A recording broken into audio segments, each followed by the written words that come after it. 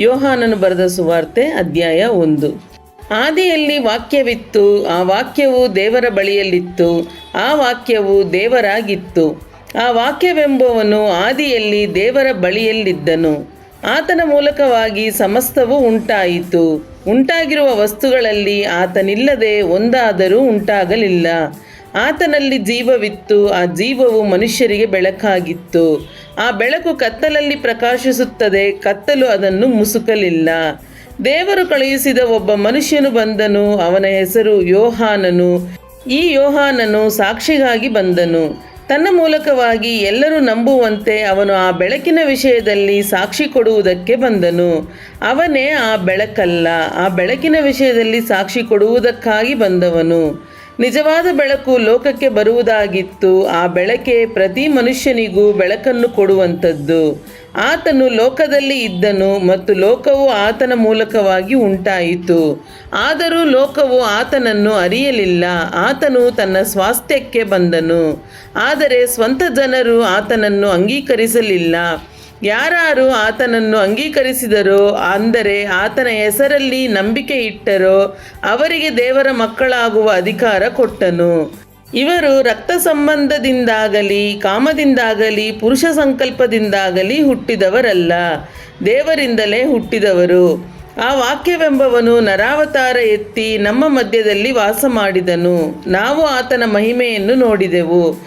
ಆ ಮಹಿಮೆಯು ತಂದೆಯ ಬಳಿಯಿಂದ ಬಂದ ಒಬ್ಬನೇ ಮಗನಿಗೆ ಇರತಕ್ಕ ಮಹಿಮೆ. ಆತನು ಕೃಪೆಯಿಂದಲೂ ಸತ್ಯದಿಂದಲೂ ತುಂಬಿದವನಾಗಿದ್ದನು. ಯೋಹಾನನು ಆತನ ವಿಷಯವಾಗಿ ಸಾಕ್ಷಿ ಕೊಡುತ್ತಾನೆ. ಹೇಗೆಂದರೆ, ನನ್ನ ಹಿಂದೆ ಬರುವವನು ನನಗಿಂತ ಮೊದಲೇ ಇದ್ದದ್ದರಿಂದ ನನಗೆ ಮುಂದಿನವನಾದವನು ಎಂಬುದಾಗಿ ನಾನು ಹೇಳಿದವನು ಈತನೇ ಎಂದು ಕೂಗಿ ಹೇಳಿದ್ದಾನೆ. ಧರ್ಮಶಾಸ್ತ್ರವು ಮೋಶೆಯ ಮುಖಾಂತರ ಕೊಡಲ್ಪಟ್ಟಿತು. ಕೃಪೆಯು ಸತ್ಯವೂ ಯೇಸುಕ್ರಿಸ್ತನ ಮುಖಾಂತರ ಬಂದವು. ನಾವೆಲ್ಲರೂ ಆತನ ಪರಿಪೂರ್ಣತೆಯೊಳಗಿಂದ ಕೃಪೆಯ ಮೇಲೆ ಕೃಪೆಯನ್ನು ಹೊಂದಿದೆವು. ದೇವರನ್ನು ಯಾರೂ ಎಂದೂ ಕಂಡಿಲ್ಲ. ಯಾವನು ಏಕಪುತ್ರನು ಸ್ವತಃ ದೇವರೂ ಆಗಿದ್ದು ತಂದೆಯ ಎದೆಯಲ್ಲಿದ್ದಾನೋ ಆತನೇ ತಿಳಿಯಪಡಿಸಿದನು. ಯೋಹಾನನು ಕೊಟ್ಟ ಸಾಕ್ಷಿ ಏನೆಂದರೆ, ಯೆಹೂದ್ಯರು ಯೆರೂಸಲೇಮಿನಿಂದ ಯಾಜಕರನ್ನು ಲೇವಿಯರನ್ನು ಅವನ ಬಳಿಗೆ ಕಳುಹಿಸಿ, ನೀನು ಯಾರೆಂದು ಕೇಳಿದ್ದಕ್ಕೆ ಅವನು ಮರೆಮಾಚದೆ, ನಾನು ಕ್ರಿಸ್ತನಲ್ಲವೆಂದು ಎಲ್ಲರ ಮುಂದೆ ಹೇಳಿದನು. ಹಾಗಾದರೆ ನೀನು ಯಾರು, ಎಲೀಯನೋ ಎಂದು ಅವರು ಕೇಳಲು, ಅಲ್ಲವೆಂದನು. ನೀನು ಬರಬೇಕಾದ ಆ ಪ್ರವಾದಿಯೋ ಅಂದದ್ದಕ್ಕೂ ಅಲ್ಲವೆಂದನು. ಆಗ ಅವರು, ನೀನು ಯಾರು, ನಮ್ಮನ್ನು ಕಳುಹಿಸಿದವರಿಗೆ ನಾವು ಉತ್ತರ ಹೇಳಬೇಕಲ್ಲ, ನಿನ್ನ ವಿಷಯವಾಗಿ ಏನು ಹೇಳುತ್ತೀ ಎಂದು ಕೇಳಲು, ಅವನು, ಕರ್ತನ ದಾರಿಯನ್ನು ನೆಟ್ಟಗೆ ಮಾಡಿರಿ ಎಂದು ಅಡವಿಯಲ್ಲಿ ಕೂಗುವವನ ಶಬ್ದವದೇ ಎಂಬುದಾಗಿ ಯೆಶಾಯ ಪ್ರವಾದಿಯು ಹೇಳಿದನಷ್ಟೇ. ಆ ಶಬ್ದವೇ ನಾನು ಎಂದು ಉತ್ತರ ಕೊಟ್ಟನು. ಬಂದಿದ್ದವರು ಫರಿಸಾಯರ ಕಡೆಯವರಾಗಿದ್ದು, ನೀನು ಕ್ರಿಸ್ತನು, ಎಲೀಯನು, ಆ ಪ್ರವಾದಿಯೂ ಅಲ್ಲವಾದರೆ ಸ್ನಾನ ಮಾಡಿಸುವುದೇನು ಎಂದು ಅವನನ್ನು ಕೇಳಿದರು. ಅದಕ್ಕೆ ಯೋಹಾನನು, ನಾನು ನೀರಿನಿಂದ ಸ್ನಾನ ಮಾಡಿಸುವವನು, ಆದರೆ ನೀವು ಅರಿಯದೇ ಇರುವ ಒಬ್ಬಾತನು ನಿಮ್ಮ ಮಧ್ಯದಲ್ಲಿ ನಿಂತಿದ್ದಾನೆ. ಆತನೇ ನನ್ನ ಹಿಂದೆ ಬರತಕ್ಕವನು. ಆತನ ಕೆರೆದ ಬಾರನ್ನು ಬಿಚ್ಚುವುದಕ್ಕೂ ನಾನು ಯೋಗ್ಯನಲ್ಲ ಅಂದನು. ಇದೆಲ್ಲ ಯೋರ್ದಾನ್ ಹೊಳೆಯ ಆಚೆ ಕಡೆಯಲ್ಲಿರುವ ಬೇತಾನ್ಯದಲ್ಲಿ ನಡೆಯಿತು. ಅಲ್ಲಿ ಯೋಹಾನನು ಸ್ನಾನ ಕೊಡುತ್ತಿದ್ದನು. ಮರುದಿನ ಯೋಹಾನನು ತನ್ನ ಕಡೆಗೆ ಬರುವ ಯೇಸುವನ್ನು ನೋಡಿ, ಅಗೋ, ಯಜ್ಞಕ್ಕೆ ದೇವರು ನೇಮಿಸಿದ ಕುರಿ, ಲೋಕದ ಪಾಪವನ್ನು ನಿವಾರಣೆ ಮಾಡುವವನು, ನನ್ನ ಹಿಂದೆ ಬರುವವನು ನನಗಿಂತ ಮೊದಲೇ ಇದ್ದದ್ದರಿಂದ ನನಗೆ ಮುಂದಿನವನಾದನು ಎಂದು ನಾನು ಹೇಳಿದ ಮಾತು ಈತನ ವಿಷಯವಾಗಿಯೇ. ನನಗೂ ಆತನ ಗುರುತಿರಲಿಲ್ಲ, ಆದರೆ ಆತನನ್ನು ಇಸ್ರಾಯೇಲ್ಯರಿಗೆ ತಿಳಿಯಪಡಿಸುವುದಕ್ಕೋಸ್ಕರವೇ ನಾನು ನೀರಿನ ಸ್ನಾನವನ್ನು ಮಾಡಿಸುವವನಾಗಿ ಬಂದೆನು ಅಂದನು. ಇದಲ್ಲದೆ ಯೋಹಾನನು ಸಾಕ್ಷಿ ಕೊಟ್ಟು ಹೇಳಿದ್ದೇನೆಂದರೆ, ದೇವರಾತ್ಮವು ಪಾರಿವಾಳದಂತೆ ಆಕಾಶದಿಂದ ಇಳಿಯುವುದನ್ನು ನೋಡಿದೆನು. ಅದು ಆತನ ಮೇಲೆ ನೆಲೆಗೊಂಡಿತು. ನನಗೂ ಆತನ ಗುರುತಿರಲಿಲ್ಲ. ಆದರೆ ನೀರಿನ ಸ್ನಾನವನ್ನು ಮಾಡಿಸುವುದಕ್ಕೆ ನನ್ನನ್ನು ಕಳುಹಿಸಿದ ಆತನು, ಯಾವನ ಮೇಲೆ ಆತ್ಮವು ಇಳಿದು ಬಂದು ಇರುವುದನ್ನು ನೀನು ನೋಡುವಿಯೋ ಆತನೇ ಪವಿತ್ರಾತ್ಮದ ಸ್ನಾನವನ್ನು ಕೊಡುವವನು ಎಂದು ತಾನೇ ನನಗೆ ಹೇಳಿದನು. ನಾನು ಅದನ್ನು ನೋಡಿ ಈತನೇ ದೇವಕುಮಾರನೆಂದು ಸಾಕ್ಷಿ ಕೊಟ್ಟಿದ್ದೇನೆ ಅಂದನು. ಮರುದಿನ ತಿರುಗಿ ಯೋಹಾನನು ಅವನ ಶಿಷ್ಯರಲ್ಲಿ ಇಬ್ಬರು ನಿಂತುಕೊಂಡಿದ್ದಾಗ ಯೋಹಾನನು ಅಲ್ಲಿ ತಿರುಗಾಡುತ್ತಿರುವ ಯೇಸುವನ್ನು ನೋಡಿ, ಅಗೋ, ಯಜ್ಞಕ್ಕೆ ದೇವರು ನೇಮಿಸಿದ ಕುರಿ ಅಂದನು. ಆ ಇಬ್ಬರು ಶಿಷ್ಯರು ಅದನ್ನು ಕೇಳಿ ಯೇಸುವಿನ ಹಿಂದೆ ಹೋದರು. ಯೇಸು ಹಿಂತಿರುಗಿ ಅವರು ತನ್ನ ಹಿಂದೆ ಬರುವುದನ್ನು ಕಂಡು, ನಿಮಗೆ ಏನು ಬೇಕಾಗಿದೆ ಎಂದು ಕೇಳಲು ಅವರು, ರಬಿಯೇ, ನೀನು ಇಳುಕೊಂಡಿರುವುದು ಎಲ್ಲಿ ಅಂದರು. ರಬಿ ಅಂದರೆ ಗುರು. ಆತನು, ಬಂದು ನೋಡಿರಿ ಅಂದಾಗ ಅವರು ಬಂದು ಆತನು ಇಳುಕೊಂಡಿದ್ದ ಸ್ಥಳವನ್ನು ನೋಡಿ ಆ ದಿವಸ ಆತನ ಸಂಗಡ ಇದ್ದರು. ಆಗ ಹೆಚ್ಚು ಕಡಿಮೆ ಸಾಯಂಕಾಲ 4 ಗಂಟೆಯಾಗಿತ್ತು. ಯೋಹಾನನ ಮಾತನ್ನು ಕೇಳಿ ಯೇಸುವನ್ನು ಹಿಂಬಾಲಿಸಿದ ಆ ಇಬ್ಬರಲ್ಲಿ ಸೀಮೋನ್ ಪೇತ್ರನ ತಮ್ಮನಾದ ಅಂದ್ರೆಯನು ಒಬ್ಬನು. ಇವನು ಮೊದಲು ತನ್ನ ಅಣ್ಣನಾದ ಸೀಮೋನನನ್ನು ಕಂಡುಕೊಂಡು ಅವನಿಗೆ, ಮೆಸ್ಸಿಯನು ನಮಗೆ ಸಿಕ್ಕಿದನು ಎಂದು ಹೇಳಿ ಅವನನ್ನು ಯೇಸುವಿನ ಬಳಿಗೆ ಕರಕೊಂಡು ಬಂದನು. ಮೆಸ್ಸಿಯನು ಅಂದರೆ ಕ್ರಿಸ್ತನು. ಯೇಸು ಅವನನ್ನು ನೋಡಿ, ನೀನು ಯೋಹಾನನ ಮಗನಾದ ಸೀಮೋನನು, ಇನ್ನು ಮೇಲೆ ಕೇಫನೆನಿಸಿಕೊಳ್ಳುವಿ ಅಂದನು. ಕೇಫನೆಂದರೆ ಪೇತ್ರ. ಮರುದಿನ ಯೇಸು ಗಲಿಲಾಯಕ್ಕೆ ಹೊರಟು ಹೋಗಬೇಕೆಂದಿರುವಾಗ ಫಿಲಿಪ್ಪನನ್ನು ಕಂಡುಕೊಂಡು, ನನ್ನನ್ನು ಹಿಂಬಾಲಿಸು ಅಂದನು. ಈ ಫಿಲಿಪ್ಪನು ಬೆತ್ಸಾಯಿದದವನು, ಅಂದರೆ ಅಂದ್ರೆಯ ಪೇತ್ರರ ಊರಿನವನು. ಫಿಲಿಪ್ಪನು ನತಾನಯೇಲನನ್ನು ಕಂಡುಕೊಂಡು ಅವನಿಗೆ, ಯಾವನ ವಿಷಯವಾಗಿ ಮೋಶೆಯು ಧರ್ಮಶಾಸ್ತ್ರದಲ್ಲಿ ಬರೆದನೋ ಮತ್ತು ಪ್ರವಾದಿಗಳು ಬರೆದರೋ ಆತನು ನಮಗೆ ಸಿಕ್ಕಿದನು. ಆತನು ಯಾರೆಂದರೆ ಯೋಸೇಫನ ಮಗನಾದ ನಜರೇತಿನ ಯೇಸು ಎಂದು ಹೇಳಿದನು. ನತಾನಯೇಲನು, ಒಳ್ಳೆಯದೇನಾದರೂ ನಜರೇತಿನಿಂದ ಬರುವುದುಂಟೆ ಅಂದಾಗ ಫಿಲಿಪ್ಪನು, ಬಂದು ನೋಡು ಅಂದನು. ಯೇಸು ತನ್ನ ಕಡೆಗೆ ಬರುವ ನತಾನಯೇಲನನ್ನು ಕಂಡು ಅವನ ವಿಷಯವಾಗಿ, ಇಗೋ, ಇವನು ನಿಜವಾದ ಇಸ್ರಾಯೇಲನು, ಇವನಲ್ಲಿ ಕಪಟವಿಲ್ಲ ಅಂದನು. ನತಾನಯೇಲನು, ನನ್ನನ್ನು ನೀನು ಹೇಗೆ ಬಲ್ಲೆ ಎಂದು ಯೇಸುವನ್ನು ಕೇಳಿದ್ದಕ್ಕೆ ಆತನು, ಫಿಲಿಪ್ಪನು ನಿನ್ನನ್ನು ಕರೆಯುವುದಕ್ಕಿಂತ ಮುಂಚೆ ನೀನು ಈ ಅಂಜೂರದ ಮರದ ಕೆಳಗೆ ಇದ್ದಾಗ ನಿನ್ನನ್ನು ನೋಡಿದೆನು ಅಂದನು. ಅದಕ್ಕೆ ನತಾನಯೇಲನು, ಗುರುವೇ, ನೀನು ದೇವಕುಮಾರನು ಸರಿ, ನೀನೇ ಇಸ್ರಾಯೇಲಿನ ಅರಸನು ಅಂದನು. ಅದಕ್ಕೆ ಯೇಸು, ಆ ಅಂಜೂರದ ಮರದ ಕೆಳಗೆ ನಿನ್ನನ್ನು ನೋಡಿದೆನೆಂದು ನಾನು ನಿನಗೆ ಹೇಳಿದ ಮಾತ್ರದಿಂದ ನಂಬುತ್ತೀಯೋ? ಇದಕ್ಕಿಂತ ಹೆಚ್ಚಿನ ಕಾರ್ಯಗಳನ್ನು ನೋಡುವಿ ಅಂದನು.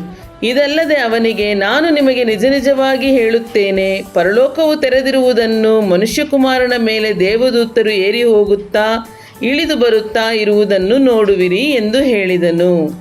ಯೋಹಾನನು ಬರೆದ ಸುವಾರ್ತೆ ಅಧ್ಯಾಯ 2. 3ನೆಯ ದಿನದಲ್ಲಿ ಗಲಿಲಾಯದ ಕಾನಾ ಊರಿನಲ್ಲಿ ಒಂದು ಮದುವೆ ಆಯಿತು. ಯೇಸುವಿನ ತಾಯಿ ಅಲ್ಲಿ ಇದ್ದಳು. ಯೇಸುವನ್ನು ಆತನ ಶಿಷ್ಯರನ್ನು ಮದುವೆಗೆ ಕರೆದರು. ದ್ರಾಕ್ಷಾರಸವು ಸಾಲದೆ ಹೋಗಲಾಗಿ ಯೇಸುವಿನ ತಾಯಿ ಆತನಿಗೆ, ಅವರಲ್ಲಿ ದ್ರಾಕ್ಷಾರಸವಿಲ್ಲ ಎಂದು ಹೇಳಿದಳು. ಯೇಸು ಆಕೆಗೆ, ಅಮ್ಮ, ನನ್ನ ಗೊಡವೆ ನಿನಗೆ ಏಕೆ? ನನ್ನ ಸಮಯವು ಇನ್ನೂ ಬಂದಿಲ್ಲ ಎಂದು ಹೇಳಲು ಆತನ ತಾಯಿಯು ಕೆಲಸದವರಿಗೆ, ಆತನು ನಿಮಗೆ ಏನು ಹೇಳುವನೋ ಅದನ್ನು ಮಾಡಿರಿ ಅಂದಳು. ಯೆಹೂದ್ಯರ ಶುದ್ಧಾಚಾರದ ಪದ್ಧತಿಯ ಪ್ರಕಾರ 2-3 ಕೊಳಗ ನೀರು ಹಿಡಿಯುವ 6 ಕಲ್ಲಿನ ಬಾನೆಗಳು ಅಲ್ಲಿ ಇಟ್ಟಿದ್ದವು. ಯೇಸು ಅವರಿಗೆ, ಆ ಬಾನೆಗಳಲ್ಲಿ ನೀರು ತುಂಬಿರಿ ಅನ್ನಲು ಅವುಗಳನ್ನು ಕಂಠದ ಮಟ್ಟಿಗೆ ತುಂಬಿದರು. ಆಗ ಅವರಿಗೆ, ಈಗ ಅದನ್ನು ತೋಡಿಕೊಂಡು ಹೋಗಿ ಔತಣದ ಪಾರುಪತ್ಯಗಾರನಿಗೆ ಕೊಡಿರಿ ಎಂದು ಹೇಳಿದಾಗ ತಕ್ಕೊಂಡು ಹೋಗಿ ಕೊಟ್ಟರು. ಅದು ಎಲ್ಲಿಂದ ಬಂತೋ ನೀರನ್ನು ತೋಡಿದ ಕೆಲಸದವರಿಗೆ ತಿಳಿದಿತ್ತೇ ಹೊರತು ಔತಣದ ಪಾರುಪತ್ಯಗಾರನಿಗೆ ತಿಳಿಯದಿರಲಾಗಿ, ಅವನು ಅಷ್ಟರೊಳಗೆ ದ್ರಾಕ್ಷಾರಸವಾದ ಆ ನೀರನ್ನು ರುಚಿ ನೋಡಿದಾಗ ಮದಲಿಂಗನನ್ನು ಕರೆದು, ಎಲ್ಲರೂ ಹಿರಿದಿನ ದ್ರಾಕ್ಷಾರಸವನ್ನು ಮೊದಲು ಕೊಟ್ಟು ಅಮಲೇರಿದ ಮೇಲೆ ಕಿರಿದಿನ ದ್ರಾಕ್ಷಾರಸವನ್ನು ಕೊಡುತ್ತಾರೆ. ನೀನು ಹಿರಿದಿನ ದ್ರಾಕ್ಷಾರಸವನ್ನು ಇದುವರೆಗೂ ಇಟ್ಟುಕೊಂಡಿದ್ದಿ ಅಂದನು. ಯೇಸು ಈ ಮೊದಲನೆಯ ಸೂಚಕ ಕಾರ್ಯವನ್ನು ಗಲಿಲಾಯದ ಕಾನಾ ಊರಿನಲ್ಲಿ ಮಾಡಿ ತನ್ನ ಮಹಿಮೆಯನ್ನು ತೋರ್ಪಡಿಸಿದನು ಮತ್ತು ಆತನ ಶಿಷ್ಯರು ಆತನಲ್ಲಿ ನಂಬಿಕೆ ಇಟ್ಟರು. ಇದಾದ ಮೇಲೆ ಆತನೂ ಆತನ ತಾಯಿಯು ತಮ್ಮಂದಿರು ಆತನ ಶಿಷ್ಯರು ಗಟ್ಟಾ ಇಳಿದು ಕಪೆರ್ನೌಮಿಗೆ ಹೋಗಿ ಅಲ್ಲಿ ಕೆಲವು ದಿವಸ ಇದ್ದರು. ಆಗ ಯೆಹೂದ್ಯರ ಪಸ್ಕ ಹಬ್ಬವು ಹತ್ತಿರ ಬಂದದರಿಂದ ಯೇಸು ಯೆರೂಸಲೇಮಿಗೆ ಹೋದನು. ಅಲ್ಲಿ ದೇವಾಲಯದೊಳಗೆ ದನ, ಕುರಿ, ಪಾರಿವಾಳ ಮಾರುವವರನ್ನು, ಕೂತಿರುವ ಚಿನಿವಾರರನ್ನು ಕಂಡು ಹಗ್ಗದಿಂದ ಕೊರಡೆ ಮಾಡಿ ಅದರಿಂದ ಕುರಿ, ದನ ಸಹಿತ ಎಲ್ಲರನ್ನೂ ದೇವಾಲಯದ ಹೊರಕ್ಕೆ ಹಟ್ಟಿ ಚಿನಿವಾರರ ರೊಕ್ಕವನ್ನು ಚೆಲ್ಲಿ ಮೇಜುಗಳನ್ನು ಕೆಡವಿದನು. ಪಾರಿವಾಳ ಮಾರುವವರಿಗೆ, ಇವುಗಳನ್ನು ಇಲ್ಲಿಂದ ತಕ್ಕೊಂಡು ಹೋಗಿರಿ, ನನ್ನ ತಂದೆಯ ಮನೆಯನ್ನು ಸಂತೆ ಮಾಡಬೇಡಿರಿ ಎಂದು ಹೇಳಿದನು. ಆಗ, ನಿನ್ನ ಆಲಯಾಭಿಮಾನವು ಬೆಂಕಿಯಂತೆ ನನ್ನನ್ನು ದಹಿಸುತ್ತದೆ ಎಂದು ಬರೆದ ಮಾತು ಶಿಷ್ಯರ ನೆನಪಿಗೆ ಬಂತು. ಯೆಹೂದ್ಯರು ಆತನನ್ನು, ನಿನಗೆ ಇದನ್ನೆಲ್ಲ ಮಾಡುವ ಅಧಿಕಾರ ಉಂಟೆಂಬುದಕ್ಕೆ ಏನು ಸೂಚಕ ಕಾರ್ಯವನ್ನು ತೋರಿಸುತ್ತೀ ಎಂದು ಕೇಳಿದ್ದಕ್ಕೆ ಯೇಸು, ಈ ದೇವಾಲಯವನ್ನು ಕೆಡವಿರಿ, ನಾನು 3 ದಿನದಲ್ಲಿ ಅದನ್ನು ಎಬ್ಬಿಸುವೆನು ಅಂದನು. ಅದಕ್ಕೆ ಯೆಹೂದ್ಯರು, ಈ ದೇವಾಲಯವನ್ನು ಕಟ್ಟುವುದಕ್ಕೆ 46 ವರ್ಷ ಹಿಡಿಯಿತು, ನೀನು 3 ದಿನದಲ್ಲಿ ಅದನ್ನು ಎಬ್ಬಿಸುವಿಯೋ ಅಂದರು. ಆದರೆ ಆತನು ತನ್ನ ದೇಹವೆಂಬ ದೇವಾಲಯದ ವಿಷಯವಾಗಿ ಆ ಮಾತನ್ನು ಹೇಳಿದ್ದನು. ಆದದರಿಂದ ಆತನು ಸತ್ತು ಬದುಕಿ ಎದ್ದ ಮೇಲೆ ಈ ಮಾತು ಆತನ ಶಿಷ್ಯರ ನೆನಪಿಗೆ ಬಂದು ಶಾಸ್ತ್ರದಲ್ಲಿ ಬರೆದದ್ದನ್ನು ಆತನ ಮಾತನ್ನು ಅವರು ನಂಬುವವರಾದರು. ಆತನು ಪಸ್ಕಾ ಹಬ್ಬದ ಜಾತ್ರೆಯಲ್ಲಿ ಯೆರೂಸಲೇಮಿನೊಳಗೆ ಇದ್ದಾಗ ಬಹುಜನರು ಆತನು ಮಾಡಿದ ಸೂಚಕ ಕಾರ್ಯಗಳನ್ನು ನೋಡಿ ಆತನ ಹೆಸರಿನಲ್ಲಿ ನಂಬಿಕೆ ಇಟ್ಟರು. ಆದರೆ ಯೇಸು ಎಲ್ಲರನ್ನೂ ಬಲ್ಲವನಾದ್ದರಿಂದ ಅವರಿಗೆ ವಶವಾಗಲಿಲ್ಲ. ಆತನು ಪ್ರತಿ ಮನುಷ್ಯನ ಅಂತರ್ಯವನ್ನು ತಿಳಿದವನಾದ ಕಾರಣ ಯಾವನೂ ಯಾವ ಮನುಷ್ಯನ ವಿಷಯದಲ್ಲಿಯೂ ಆತನಿಗೆ ಸಾಕ್ಷಿ ಕೊಡಬೇಕಾದ ಅವಶ್ಯವಿರಲಿಲ್ಲ. ಯೋಹಾನನು ಬರೆದ ಸುವಾರ್ತೆ ಅಧ್ಯಾಯ 3. ಫರಿಸಾಯರಲ್ಲಿ ಯೆಹೂದ್ಯರ ಇಡೀ ಸಭೆಯವನಾದ ನಿಕೋದೇಮನೆಂಬ ಒಬ್ಬ ಮನುಷ್ಯನಿದ್ದನು. ಅವನು ರಾತ್ರಿಯಲ್ಲಿ ಯೇಸುವಿನ ಬಳಿಗೆ ಬಂದು ಆತನಿಗೆ, ಗುರುವೇ, ನೀನು ದೇವರ ಕಡೆಯಿಂದ ಬಂದ ಬೋಧಕನೆಂದು ಬಲ್ಲೆವು. ನೀನು ಮಾಡುವಂಥ ಈ ಸೂಚಕ ಕಾರ್ಯಗಳನ್ನು ದೇವರ ಸಹಾಯವಿಲ್ಲದೆ ಮಾಡುವುದು ಯಾರಿಂದಲೂ ಆಗದು ಎಂದು ಹೇಳಿದನು. ಅದಕ್ಕೆ ಯೇಸು, ನಾನು ನಿನಗೆ ನಿಜ ನಿಜವಾಗಿ ಹೇಳುತ್ತೇನೆ, ಒಬ್ಬನು ಹೊಸದಾಗಿ ಹುಟ್ಟದಿದ್ದರೆ ಅವನು ದೇವರ ರಾಜ್ಯವನ್ನು ಕಾಣಲಾರನು ಅಂದನು. ನಿಕೋದೇಮನು ಆತನನ್ನು, ಮನುಷ್ಯನು ಮುದುಕನಾದ ಮೇಲೆ ಹುಟ್ಟುವುದು ಹೇಗೆ? ಅವನು ತನ್ನ ತಾಯಿಯ ಗರ್ಭದಲ್ಲಿ ತಿರುಗಿ ಸೇರಿ ಹುಟ್ಟುವುದಾದೀತೆ ಎಂದು ಕೇಳಿದನು. ಅದಕ್ಕೆ ಯೇಸು, ನಾನು ನಿನಗೆ ನಿಜ ನಿಜವಾಗಿ ಹೇಳುತ್ತೇನೆ, ಒಬ್ಬನು ನೀರಿನಿಂದಲೂ ಆತ್ಮನಿಂದಲೂ ಹುಟ್ಟದಿದ್ದರೆ ದೇವರ ರಾಜ್ಯಕ್ಕೆ ಸೇರಲಾರನು. ದೇಹದಿಂದ ಹುಟ್ಟಿದ್ದು ದೇಹವೇ, ಆತ್ಮದಿಂದ ಹುಟ್ಟಿದ್ದು ಆತ್ಮವೇ. ನೀವು ಹೊಸದಾಗಿ ಹುಟ್ಟಬೇಕು ಎಂದು ನಾನು ನಿನಗೆ ಹೇಳಿದ್ದರಿಂದ ಆಶ್ಚರ್ಯಪಡಬೇಡ. ಗಾಳಿಯು ಮನಸ್ಸು ಬಂದ ಕಡೆ ಬೀಸುತ್ತದೆ, ಅದರ ಸಪ್ಪಳವನ್ನು ಕೇಳುತ್ತಿ, ಆದರೆ ಅದು ಎಲ್ಲಿಂದ ಬರುತ್ತದೋ ಎಲ್ಲಿಗೆ ಹೋಗುತ್ತದೋ ನಿನಗೆ ತಿಳಿಯದು. ಆತ್ಮನಿಂದ ಹುಟ್ಟಿದವರೆಲ್ಲರೂ ಅದರಂತೆಯೇ ಅಂದನು. ಅದಕ್ಕೆ ನಿಕೋದೇಮನು, ಇದು ಆಗುವುದು ಹೇಗೆ ಅಂದಾಗ ಯೇಸು ಅವನಿಗೆ ಹೇಳಿದ್ದೇನೆಂದರೆ, ಇಸ್ರಾಯೇಲ್ ಜನಕ್ಕೆ ಬೋಧಕನಾಗಿರುವ ನಿನಗೆ ಇದು ತಿಳಿಯುವುದಿಲ್ಲವೋ? ನಿನಗೆ ನಿಜ ನಿಜವಾಗಿ ಹೇಳುತ್ತೇನೆ, ತಿಳಿದದನ್ನು ಹೇಳುತ್ತೇವೆ, ನೋಡಿದ್ದಕ್ಕೆ ಸಾಕ್ಷಿ ಕೊಡುತ್ತೇವೆ. ನೀವು ನಮ್ಮ ಸಾಕ್ಷಿಯನ್ನು ಒಪ್ಪುವುದಿಲ್ಲ. ನಾನು ಭೂಲೋಕದಲ್ಲಿ ನಡೆಯುವ ಕಾರ್ಯಗಳನ್ನು ಕುರಿತು ನಿಮಗೆ ಹೇಳುವಾಗ ನೀವು ನಂಬದೇ ಹೋದರೆ, ಪರಲೋಕದ ಕಾರ್ಯಗಳನ್ನು ಕುರಿತು ನಿಮಗೆ ಹೇಳಿದರೆ ಹೇಗೆ ನಂಬೀರಿ? ಪರಲೋಕದಿಂದ ಇಳಿದು ಬಂದವನೇ, ಅಂದರೆ ಮನುಷ್ಯಕುಮಾರನೇ ಹೊರತು ಮತ್ತಾರೂ ಪರಲೋಕಕ್ಕೆ ಏರಿ ಹೋದವನಲ್ಲ. ಇದಲ್ಲದೆ ಜನರು ನೋಡಿ ಜೀವದಿಂದುಳಿಯಬೇಕೆಂದು ಮೋಶೆಯು ಅಡವಿಯಲ್ಲಿ ಆ ಸರ್ಪವನ್ನು ಎತ್ತರದಲ್ಲಿಟ್ಟ ಹಾಗೆಯೇ ಮನುಷ್ಯಕುಮಾರನು ತನ್ನನ್ನು ನಂಬುವವರೆಲ್ಲರೂ ನಿತ್ಯ ಜೀವವನ್ನು ಪಡೆಯಬೇಕೆಂದು ಎತ್ತರದಲ್ಲಿಡಲ್ಪಡಬೇಕು. ದೇವರು ಲೋಕದ ಮೇಲೆ ಎಷ್ಟೋ ಪ್ರೀತಿಯನ್ನಿಟ್ಟು ತನ್ನ ಒಬ್ಬನೇ ಮಗನನ್ನು ಕೊಟ್ಟನು. ಆತನನ್ನು ನಂಬುವ ಒಬ್ಬನಾದರೂ ನಾಶವಾಗದೆ ಎಲ್ಲರೂ ನಿತ್ಯ ಜೀವವನ್ನು ಪಡೆಯಬೇಕೆಂದು ಆತನನ್ನು ಕೊಟ್ಟನು. ದೇವರು ತನ್ನ ಮಗನ ಮುಖಾಂತರ ಲೋಕಕ್ಕೆ ರಕ್ಷಣೆಯಾಗಬೇಕೆಂದು ಆತನನ್ನು ಕಳುಹಿಸಿಕೊಟ್ಟನೇ ಹೊರತು ತೀರ್ಪು ಮಾಡುವುದಕ್ಕಾಗಿ ಕಳುಹಿಸಲಿಲ್ಲ. ಆತನನ್ನು ನಂಬುವವನಿಗೆ ತೀರ್ಪು ಆಗುವುದಿಲ್ಲ. ಆದರೆ ನಂಬದವನಿಗೆ ದೇವರ ಒಬ್ಬನೇ ಮಗನ ಹೆಸರನ್ನು ನಂಬದೇ ಹೋದದರಿಂದ ಆಗಲೇ ತೀರ್ಪು ಆಗಿ ಹೋಯಿತು. ಆ ತೀರ್ಪು ಏನೆಂದರೆ, ಬೆಳಕು ಲೋಕಕ್ಕೆ ಬಂದಿದ್ದರೂ ಮನುಷ್ಯರ ಕೃತ್ಯಗಳು ಕೆಟ್ಟವುಗಳಾಗಿರುವುದರಿಂದ ಅವರು ಬೆಳಕಿಗಿಂತ ಕತ್ತಲೆಯನ್ನೇ ಹೆಚ್ಚಾಗಿ ಪ್ರೀತಿಸಿದರು. ಕೆಟ್ಟದ್ದನ್ನು ಮಾಡುವವರು ಬೆಳಕನ್ನು ಸಹಿಸುವುದಿಲ್ಲ, ತಮ್ಮ ಕೃತ್ಯಗಳು ದುಷ್ಕೃತ್ಯಗಳಾಗಿ ತೋರಿಬಂದಾವೆಂದು ಬೆಳಕಿಗೆ ಬರುವುದಿಲ್ಲ. ಆದರೆ ಸತ್ಯವನ್ನು ಅನುಸರಿಸಿ ನಡೆಯುವವನು ತಾನು ದೇವರಿಂದ ನಡೆಸಿಕೊಂಡು ತನ್ನ ಕೃತ್ಯಗಳನ್ನು ಮಾಡಿದ್ದೇನೆಂದು ತೋರಿ ಬರುವಂತೆ ಬೆಳಕಿಗೆ ಬರುತ್ತಾನೆ. ಆಮೇಲೆ ಯೇಸು ತನ್ನ ಶಿಷ್ಯರೊಡನೆ ಯೂದಾಯ ದೇಶಕ್ಕೆ ಬಂದು ಅಲ್ಲಿ ಅವರ ಕೂಡ ಇದ್ದು ದೀಕ್ಷಾ ಸ್ನಾನ ಮಾಡಿಸುತ್ತಿದ್ದನು. ಯೋಹಾನನು ಸಲೀಮೂರಿನ ಹತ್ತಿರವಿರುವ ಐನೋನ್ ಎಂಬ ಸ್ಥಳದಲ್ಲಿದ್ದು ದೀಕ್ಷಾ ಸ್ನಾನ ಮಾಡಿಸುತ್ತಿದ್ದನು. ಅಲ್ಲಿ ಬಹಳ ನೀರಿತ್ತು. ಜನರು ಬಂದು ಸ್ನಾನ ಮಾಡಿಸಿಕೊಳ್ಳುತ್ತಾ ಇದ್ದರು. ಆ ಕಾಲದಲ್ಲಿ ಯೋಹಾನನು ಇನ್ನೂ ಸೆರೆಯಲ್ಲಿ ಹಾಕಲ್ಪಟ್ಟಿರಲಿಲ್ಲ. ಹೀಗಿರಲಾಗಿ ಯೋಹಾನನ ಶಿಷ್ಯರಲ್ಲಿ ಕೆಲವರಿಗೂ ಒಬ್ಬ ಯೆಹೂದ್ಯನಿಗೂ ಶುದ್ಧಾಚಾರವನ್ನು ಕುರಿತು ವಿಚಾರ ನಡೆಯಿತು.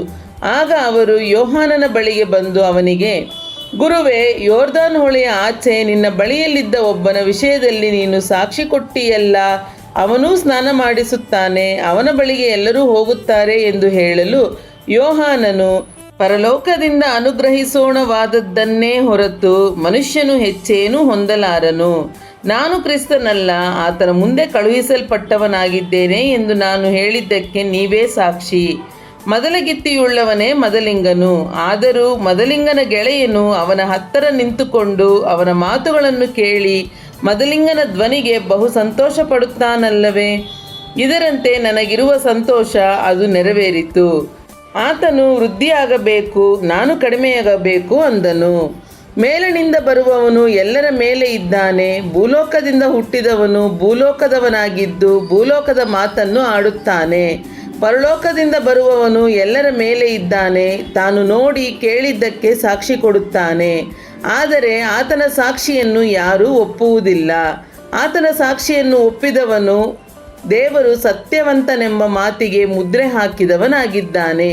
ಹೇಗೆಂದರೆ, ದೇವರು ಯಾರನ್ನು ಕಳುಹಿಸಿದ್ದಾನೋ ಆತನಿಗೆ ಆತ್ಮವರವನ್ನು ಅಳತೆ ಮಾಡದೆ ಅನುಗ್ರಹಿಸಿರುವುದರಿಂದ ಆತನು ದೇವರ ಮಾತುಗಳನ್ನೇ ಆಡುತ್ತಾನೆ.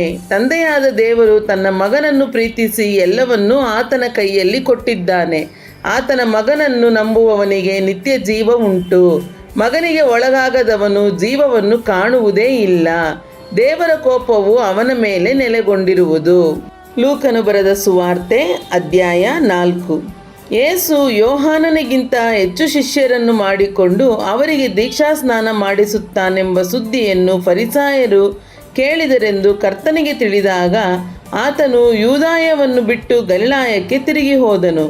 ಆದರೂ ಸ್ನಾನ ಮಾಡಿಸುತ್ತಿದ್ದವನು ಯೇಸುವಲ್ಲ, ಆತನ ಶಿಷ್ಯರೇ ಮಾಡಿಸುತ್ತಿದ್ದರು.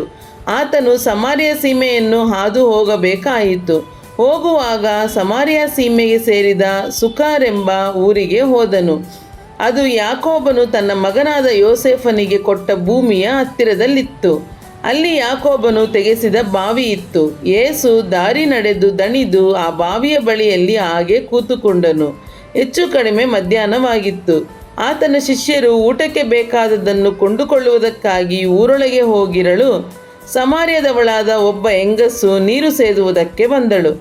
ಯೇಸು ಆಕೆಯನ್ನು, ಅಮ್ಮ, ನೀರು ಕುಡಿಯುವುದಕ್ಕೆ ಕೊಡು ಎಂದು ಕೇಳಿದನು. ಯಹೂದ್ಯರಿಗೂ ಸಮಾರ್ಯರಿಗೂ ಬಳಿಕೆ ಇಲ್ಲದಿರಲಾಗಿ ಆ ಸಮಾರ್ಯದವಳು ಆತನಿಗೆ, ಯಹೂದ್ಯನಾದ ನೀನು ಸಮಾರ್ಯದವಳಾದ ನನ್ನನ್ನು ನೀರು ಬೇಡುವುದು ಹೇಗೆ ಎಂದು ಹೇಳಿದಳು.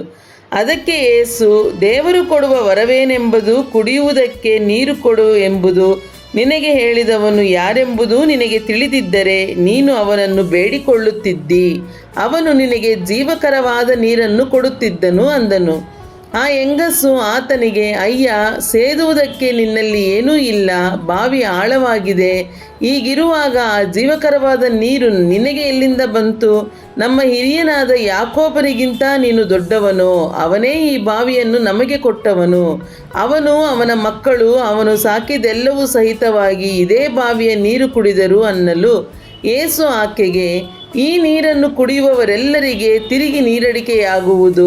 ನಾನು ಕೊಡುವ ನೀರನ್ನು ಕುಡಿದವನಿಗೆ ಎಂದಿಗೂ ನೀರಡಿಕೆಯಾಗುವುದಿಲ್ಲ. ನಾನು ಅವನಿಗೆ ಕೊಡುವ ನೀರು ಅವನಲ್ಲಿ ಉಕ್ಕುವ ಒರತೆಯಾಗಿದ್ದು ನಿತ್ಯ ಜೀವವನ್ನು ಉಂಟು ಮಾಡುವುದು ಎಂದು ಹೇಳಿದನು. ಆ ಹೆಂಗಸು, ಅಯ್ಯ, ನನಗೆ ಆ ನೀರನ್ನು ಕೊಡು, ಕೊಟ್ಟರೆ ಇನ್ನು ಮೇಲೆ ನನಗೆ ನೀರಡಿಕೆಯಾಗಲಿಕ್ಕಿಲ್ಲ. ನೀರು ಸೇದುವುದಕ್ಕೆ ಇಷ್ಟು ದೂರ ಬರಬೇಕಾದದ್ದು ಇರುವುದಿಲ್ಲ ಅನ್ನಲು ಯೇಸು ಅವಳಿಗೆ, ಹೋಗಿ ನಿನ್ನ ಗಂಡನನ್ನು ಇಲ್ಲಿಗೆ ಕರಕೊಂಡು ಬಾ ಎಂದು ಹೇಳಿದನು. ಅದಕ್ಕೆ ಆ ಹೆಂಗಸು, ನನಗೆ ಗಂಡನಿಲ್ಲ ಅಂದಳು. ಯೇಸು ಆಕೆಗೆ, ನನಗೆ ಗಂಡನಿಲ್ಲವೆಂದು ನೀನು ಹೇಳಿದ್ದು ಸರಿಯಾದ ಮಾತು. ನಿನಗೆ 5 ಮಂದಿ ಗಂಡಂದಿರಿದ್ದರು, ಈಗ ಇರುವವನು ನಿನಗೆ ಗಂಡನಲ್ಲ. ನೀನು ಹೇಳಿದ್ದು ನಿಜವಾದ ಸಂಗತಿ ಅಂದನು. ಆ ಹೆಂಗಸು ಆತನಿಗೆ, ಅಯ್ಯ, ನೀನು ಪ್ರವಾದಿ ಎಂದು ನನಗೆ ಕಾಣುತ್ತದೆ. ನಮ್ಮ ಹಿರಿಯರು ಈ ಬೆಟ್ಟದಲ್ಲಿ ದೇವಾರಾಧನೆ ಮಾಡುತ್ತಿದ್ದರು, ಆದರೆ ನೀವು ಆರಾಧನೆ ಮಾಡತಕ್ಕ ಸ್ಥಳವು ಯೆರೂಸಲೇಮಿನಲ್ಲಿ ಅದೇ ಅನ್ನುತ್ತೀರಿ ಎಂದು ಹೇಳಿದಾಗ ಯೇಸು ಆಕೆಗೆ, ಅಮ್ಮ, ನಾನು ಹೇಳುವ ಮಾತನ್ನು ನಂಬು. ಒಂದು ಕಾಲ ಬರುತ್ತದೆ, ಆ ಕಾಲದಲ್ಲಿ ನೀವು ತಂದೆಯನ್ನು ಆರಾಧಿಸಬೇಕಾದರೆ ಈ ಬೆಟ್ಟಕ್ಕೂ ಹೋಗುವುದಿಲ್ಲ, ಯೆರೂಸಲೇಮಿಗೂ ಹೋಗುವುದಿಲ್ಲ. ಬರಬೇಕಾದ ರಕ್ಷಣೆಯು ಯೆಹೂದ್ಯರೊಳಗಿಂದ ಬರುತ್ತದಷ್ಟೇ. ಆದದರಿಂದ ನಾವು ಅರಿತಿರುವುದನ್ನೇ ಆರಾಧಿಸುವವರಾಗಿದ್ದೇವೆ, ನೀವು ಅರಿಯದೇ ಇರುವಂಥದ್ದನ್ನು ಆರಾಧಿಸುವವರು. ಅದಿರಲಿ, ಸತ್ಯಭಾವದಿಂದ ದೇವಾರಾಧನೆ ಮಾಡುವವರು ಆತ್ಮೀಯ ರೀತಿಯಲ್ಲಿ ಸತ್ಯಕ್ಕೆ ತಕ್ಕ ಹಾಗೆ ತಂದೆಯನ್ನು ಆರಾಧಿಸುವ ಕಾಲ ಬರುತ್ತದೆ. ಅದು ಈಗಲೇ ಬಂದಿದೆ. ತಂದೆಯು ತನ್ನನ್ನು ಆರಾಧಿಸುವವರು ಇಂಥವರೇ ಆಗಿರಬೇಕೆಂದು ಅಪೇಕ್ಷಿಸುತ್ತಾನಲ್ಲವೇ? ದೇವರು ಆತ್ಮಸ್ವರೂಪನು. ಆತನನ್ನು ಆರಾಧಿಸುವವರು ಆತ್ಮೀಯ ರೀತಿಯಲ್ಲಿ ಸತ್ಯಕ್ಕೆ ತಕ್ಕ ಹಾಗೆ ಆರಾಧಿಸಬೇಕು ಅಂದನು. ಆ ಹೆಂಗಸು ಆತನಿಗೆ, ಮೆಸ್ಸಿಯನು ಅಂದರೆ ಕ್ರಿಸ್ತನು ಬರುತ್ತಾನೆಂದು ಬಲ್ಲೆನು. ಆತನು ಬಂದ ಮೇಲೆ ನಮಗೆ ಎಲ್ಲ ತಿಳಿಸುವನು ಎಂದು ಹೇಳಲು ಯೇಸು ಆಕೆಗೆ, ನಿನ್ನ ಸಂಗಡ ಮಾತಾಡುತ್ತಿರುವ ನಾನೇ ಆ ಮೆಸ್ಸಿಯನು ಎಂದು ಹೇಳಿದನು. ಅಷ್ಟರೊಳಗೆ ಆತನ ಶಿಷ್ಯರು ಬಂದು ಆತನು ಒಬ್ಬ ಹೆಂಗಸಿನ ಸಂಗಡ ಮಾತಾಡುತ್ತಿರುವುದನ್ನು ಕಂಡು ಆಶ್ಚರ್ಯಪಟ್ಟರು. ಆದರೂ ನಿನಗೆ ಏನು ಬೇಕು? ಆಕೆ ಸಂಗಡ ಯಾಕೆ ಮಾತಾಡುತ್ತೀ ಎಂದು ಒಬ್ಬರೂ ಕೇಳಲಿಲ್ಲ. ಆಗ ಹೆಂಗಸು ತನ್ನ ಕೊಡವನ್ನು ಅಲ್ಲೇ ಬಿಟ್ಟು ಊರೊಳಕ್ಕೆ ಹೋಗಿ ಜನರಿಗೆ, ಅಲ್ಲಿ ಒಬ್ಬನಿದ್ದಾನೆ, ನಾನು ಇದುವರೆಗೆ ಮಾಡಿದ್ದನ್ನೆಲ್ಲ ನನಗೆ ಹೇಳಿದನು, ಬಂದು ಅವನನ್ನು ನೋಡಿರಿ, ಬರತಕ್ಕ ಕ್ರಿಸ್ತನು ಅವನೇ ಏನೋ ಎಂದು ಹೇಳಲು ಆತನ ಬಳಿಗೆ ಬರುವುದಕ್ಕೆ ಊರೊಳಗಿಂದ ಹೊರಟರು. ಅಷ್ಟರೊಳಗೆ ಶಿಷ್ಯರು, ಗುರುವೇ, ಊಟ ಮಾಡು ಎಂದು ಆತನನ್ನು ಬೇಡಿಕೊಂಡರು. ಆದರೆ ಆತನು ಅವರಿಗೆ, ನಿಮಗೆ ತಿಳಿಯದಂಥ ಆಹಾರವು ನನಗುಂಟು ಎಂದು ಹೇಳಲು ಶಿಷ್ಯರು ಆತನಿಗೆ ಯಾರಾದರೂ ಊಟಕ್ಕೆ ತಂದುಕೊಟ್ಟರೋ ಏನೋ ಎಂದು ತಮ್ಮೊಳಗೆ ಮಾತಾಡಿಕೊಂಡರು. ಯೇಸು ಅವರಿಗೆ, ನನ್ನನ್ನು ಕಳುಹಿಸಿದ ಆತನ ಚಿತ್ತದಂತೆ ಮಾಡಿ ಆತನ ಕೆಲಸವನ್ನು ಪೂರೈಸುವುದೇ ನನ್ನ ಆಹಾರವು. ಇನ್ನು 4 ತಿಂಗಳಿಗೆ ಸುಗ್ಗಿ ಬರುವುದೆಂದು ನೀವು ಹೇಳುವುದುಂಟಷ್ಟೇ. ನಿಮ್ಮ ಕಣ್ಣೆತ್ತಿ ಹೊಲಗಳನ್ನು ನೋಡಿರಿ, ಅವು ಬೆಳ್ಳಗಾಗಿ ಕೊಯ್ಲಿಗೆ ಬಂದವೆಂದು ನಿಮಗೆ ಹೇಳುತ್ತೇನೆ. ಕೊಯ್ಯುವವನಿಗೆ ಈಗಲೇ ಕೂಲಿ ದೊರೆಯುತ್ತದೆ. ಅವನು ನಿತ್ಯ ಜೀವಕ್ಕೆ ಫಲವನ್ನು ಕೂಡಿಸಿಡುತ್ತಾನೆ. ಹೀಗೆ ಬಿತ್ತುವವನಿಗೂ ಕೊಯ್ಯುವವನಿಗೂ ಕೂಡ ಸಂತೋಷವಾಗುವುದು. ಬಿತ್ತುವವನೊಬ್ಬ, ಕೊಯ್ಯುವವನೊಬ್ಬ ಎಂಬ ಗಾದೆಯಂತೆ ಆಯಿತು. ನೀವು ಕಷ್ಟ ಮಾಡದಂಥ ಬೆಳೆಯನ್ನು ಕೊಯ್ಯುವುದಕ್ಕೆ ನಾನು ನಿಮ್ಮನ್ನು ಕಳುಹಿಸಿದೆನು. ಬೇರೊಬ್ಬರು ಕಷ್ಟ ಮಾಡಿದ್ದಾರೆ, ನೀವು ನಡುವೆ ಅವರ ಕಷ್ಟದಲ್ಲಿ ಸೇರಿದ್ದೀರಿ ಎಂದು ಹೇಳಿದನು. ನಾನು ಮಾಡಿದ್ದನ್ನೆಲ್ಲ ಆತನು ನನಗೆ ಹೇಳಿದನೆಂಬುದಾಗಿ ಸಾಕ್ಷಿ ಕೊಡುತ್ತಿರುವ ಆ ಹೆಂಗಸಿನ ಮಾತಿನ ಮೇಲೆ ಆ ಊರಿನ ಸಮಾರ್ಯರಲ್ಲಿ ಅನೇಕರು ಆತನನ್ನು ನಂಬುವವರಾದರು. ಆದ್ದರಿಂದ ಆ ಸಮಾರ್ಯರು ಆತನ ಬಳಿಗೆ ಬಂದು, ನೀನು ನಮ್ಮಲ್ಲಿ ಇರಬೇಕೆಂದು ಆತನನ್ನು ಬೇಡಿಕೊಳ್ಳಲು ಆತನು 2 ದಿವಸ ಅವರಲ್ಲೇ ಇದ್ದನು. ಹೆಚ್ಚು ಜನರು ಆತನ ವಾಕ್ಯವನ್ನು ಕೇಳಿ ನಂಬಿ ಆ ಹೆಂಗಸಿಗೆ, ನಾವು ಆತನನ್ನು ನಂಬಿರುವುದು ಇನ್ನು ನಿನ್ನ ಮಾತಿನ ಮೇಲೆ ಅಲ್ಲ, ನಾವು ಕಿವಿಯಾರೆ ಕೇಳಿ ಈತನು ಲೋಕರಕ್ಷಕನೇ ಹೌದೆಂದು ತಿಳ್ಕೊಂಡಿದ್ದೇವೆ ಎಂದು ಹೇಳಿದರು. 2 ದಿವಸಗಳಾದ ಮೇಲೆ ಆತನು ಅಲ್ಲಿಂದ ಹೊರಟು ಗಲಿಲಾಯಕ್ಕೆ ಹೋದನು. ಯಾಕಂದರೆ ಪ್ರವಾದಿಗೆ ಸ್ವದೇಶದಲ್ಲಿ ಮರ್ಯಾದೆ ಇಲ್ಲವೆಂದು ಯೇಸು ತಾನೇ ಹೇಳಿದನು.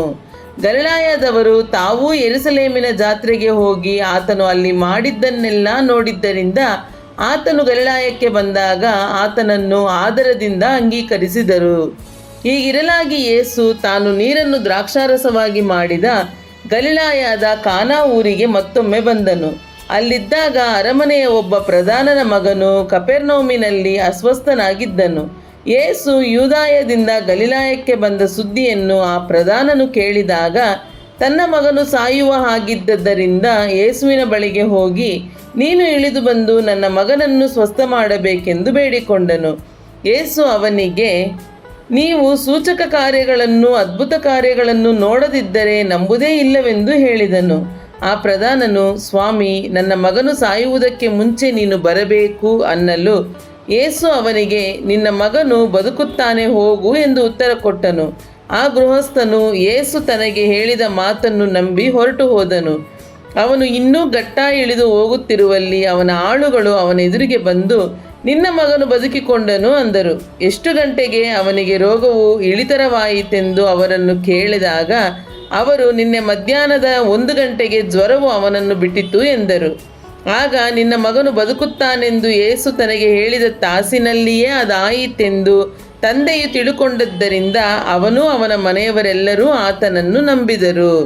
ಯೇಸು ಯೂದಾಯದಿಂದ ಗಲಿಲಾಯಕ್ಕೆ ಬಂದ ಮೇಲೆ ಈ 2ನೆಯ ಸೂಚಕ ಕಾರ್ಯವನ್ನು ಮಾಡಿದನು.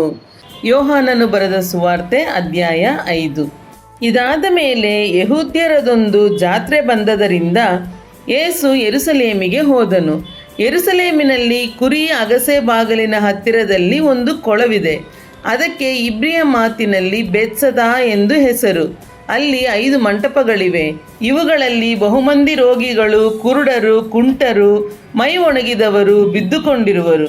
ಅಲ್ಲಿ 38 ವರ್ಷದಿಂದ ರೋಗಿಯಾಗಿದ್ದ ಒಬ್ಬ ಮನುಷ್ಯನಿದ್ದನು. ಅವನು ಬಿದ್ದಿರುವುದನ್ನು ಯೇಸು ಕಂಡು, ಇವನು ಹೀಗಾಗಿ ಬಹುಕಾಲವಾಗಿದೆ ಎಂದು ತಿಳಿದು, ನಿನಗೆ ಸ್ವಸ್ಥವಾಗಲಿಕ್ಕೆ ಮನಸ್ಸುಂಟೋ ಎಂದು ಅವನನ್ನು ಕೇಳಿದ್ದಕ್ಕೆ ಆ ರೋಗಿಯು, ಸ್ವಾಮಿ, ನೀರು ಉಕ್ಕುವಾಗ ನನ್ನನ್ನು ಕೊಳದೊಳಗೆ ಇಳಿಸುವವರು ಒಬ್ಬರೂ ಇಲ್ಲ. ನಾನು ಬರುವುದರೊಳಗೆ ನನಗಿಂತ ಮುಂದಾಗಿ ಮತ್ತೊಬ್ಬನು ಇಳಿಯುತ್ತಾನೆ ಅಂದನು. ಯೇಸು ಅವನಿಗೆ, ಎದ್ದು ನಿನ್ನ ಹಾಸಿಗೆಯನ್ನು ಹೊತ್ತುಕೊಂಡು ನಡೆ ಎಂದು ಹೇಳಿದನು. ಆ ಕ್ಷಣವೇ ಆ ಮನುಷ್ಯನು ಸ್ವಸ್ಥನಾಗಿ ತನ್ನ ಹಾಸಿಗೆಯನ್ನು ಹೊತ್ತುಕೊಂಡು ನಡೆದನು. ಆದರೆ ಆ ದಿವಸ ಸಬ್ಬತ್ ದಿನವಾಗಿತ್ತು. ಹೀಗಿರುವುದರಿಂದ ಯೆಹೂದ್ಯರು ಸ್ವಸ್ಥವಾದವನಿಗೆ, ಈ ಹೊತ್ತು ಸಬ್ಬತ್ ದಿನವಾಗಿದೆ, ನೀನು ಹಾಸಿಗೆಯನ್ನು ಹೊರುವುದು ಸರಿಯಲ್ಲವೆಂದು ಹೇಳಿದ್ದಕ್ಕೆ ಅವನು, ನನ್ನನ್ನು ಸ್ವಸ್ಥ ಮಾಡಿದವನೇ ನಿನ್ನ ಹಾಸಿಗೆಯನ್ನು ಹೊತ್ತುಕೊಂಡು ನಡೆ ಎಂದು ನನಗೆ ಹೇಳಿದನು ಅಂದನು. ಹೊತ್ತುಕೊಂಡು ನಡೆ ಎಂದು ನಿನಗೆ ಹೇಳಿದ ಮನುಷ್ಯನು ಯಾರೆಂದು ಅವನನ್ನು ಕೇಳಿದರು. ಆದರೆ ಅವನಾರೆಂಬುದು ಸ್ವಸ್ಥನಾದವನಿಗೆ ತಿಳಿದಿರಲಿಲ್ಲ.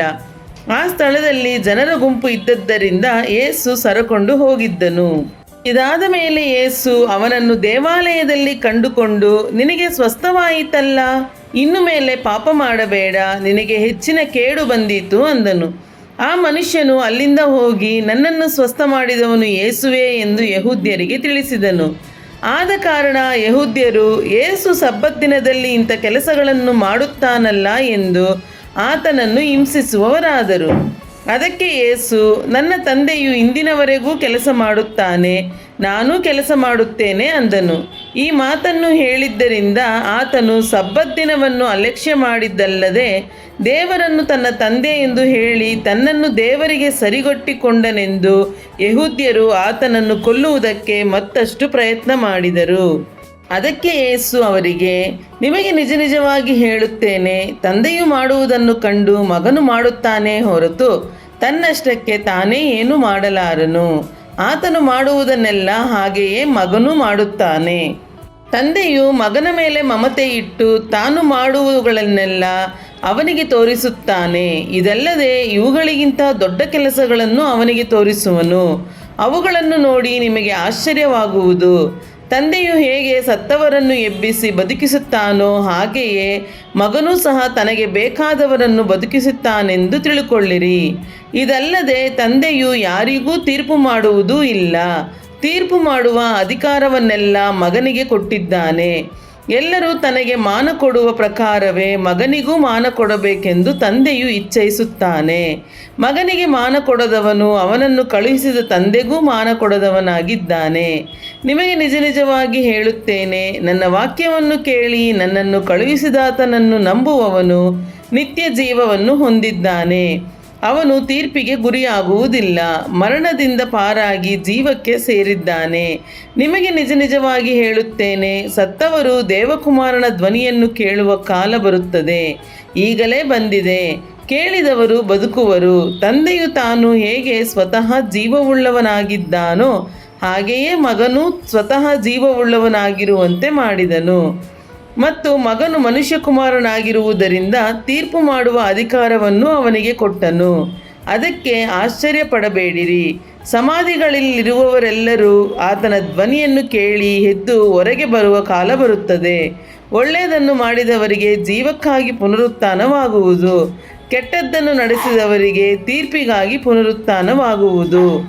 ನನ್ನಷ್ಟಕ್ಕೆ ನಾನೇ ಏನೂ ಮಾಡಲಾರೆನು. ತಂದೆ ಹೇಳಿದ್ದನ್ನು ಕೇಳಿ ನ್ಯಾಯ ತೀರಿಸುತ್ತೇನೆ ಮತ್ತು ಸ್ವಂತ ಚಿತ್ತ ನೆರವೇರಬೇಕೆಂದು ಅಪೇಕ್ಷಿಸದೆ ನನ್ನನ್ನು ಕಳುಹಿಸಿದಾತನ ಚಿತ್ತ ನೆರವೇರಬೇಕೆಂದು ಅಪೇಕ್ಷಿಸುವುದರಿಂದ ನಾನು ಮಾಡುವ ತೀರ್ಪು ನ್ಯಾಯವಾಗಿದೆ.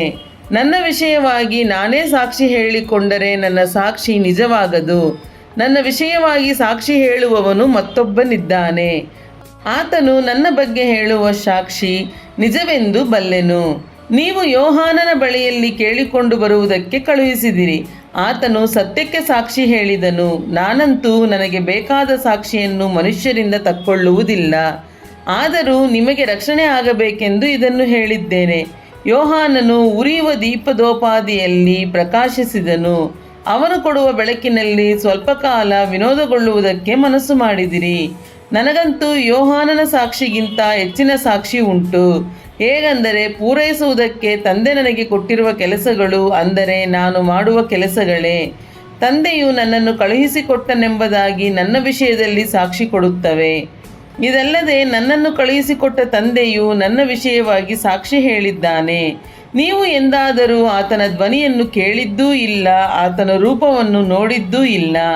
ಆತನ ವಾಕ್ಯವು ನಿಮ್ಮಲ್ಲಿ ನೆಲೆಗೊಂಡದ್ದೂ ಇಲ್ಲ. ಆತನು ಕಳುಹಿಸಿಕೊಟ್ಟವನ ಮಾತನ್ನು ನೀವು ನಂಬದೇ ಇದ್ದೀರಷ್ಟೇ. ಶಾಸ್ತ್ರಗಳಿಂದ ನಿತ್ಯ ಜೀವವು ದೊರೆಯುತ್ತದೆಂದು ನೀವು ನೆನೆಸಿ ಅವುಗಳನ್ನು ವಿಚಾರಿಸುತ್ತೀರಲ್ಲ. ಅವುಗಳು ನನ್ನ ವಿಷಯದಲ್ಲಿ ಸಾಕ್ಷಿ ಕೊಡುವವುಗಳಾಗಿವೆ. ಆದರೂ ಜೀವ ಹೊಂದುವುದಕ್ಕಾಗಿ ನನ್ನ ಬಳಿಗೆ ಬರುವುದಕ್ಕೆ ನಿಮಗೆ ಮನಸ್ಸಿಲ್ಲ. ನಾವು ಮನುಷ್ಯರಿಂದಾಗುವ ಮಾನವನ್ನು ಅಂಗೀಕರಿಸುವುದಿಲ್ಲ. ಆದರೆ ನಿಮ್ಮನ್ನು ನಾನು ಬಲ್ಲೆನು, ದೇವರಲ್ಲಿ ನಿಮಗೆ ಪ್ರೀತಿ ಇಲ್ಲವೆಂದು ನನಗೆ ತಿಳಿದಿದೆ. ನಾನು ನನ್ನ ತಂದೆಯ ಹೆಸರಿನ ಮೇಲೆ ಬಂದಿದ್ದೇನೆ, ನನ್ನನ್ನು ನೀವು ಒಪ್ಪಿಕೊಳ್ಳುವುದಿಲ್ಲ. ಮತ್ತೊಬ್ಬನು ಸ್ವಂತ ಹೆಸರಿನ ಮೇಲೆ ಬಂದರೆ ಅವನನ್ನು ಒಪ್ಪಿಕೊಳ್ಳುವಿರಿ. ಒಬ್ಬನೇ ದೇವರಿಂದ ಬರುವಂಥ ಮಾನವನ್ನು ಅಪೇಕ್ಷಿಸದೆ ಒಬ್ಬರಿಂದೊಬ್ಬರು ಮಾನವನ್ನು ಅಂಗೀಕರಿಸುವವರಾದ ನೀವು ಹೇಗೆ ನಂಬೀರಿ? ನಾನು ತಂದೆಯ ಮುಂದೆ ನಿಮ್ಮ ಮೇಲೆ ತಪ್ಪು ಹೊರಿಸುವೆನೆಂದು ನೆನೆಸಬೇಡಿರಿ.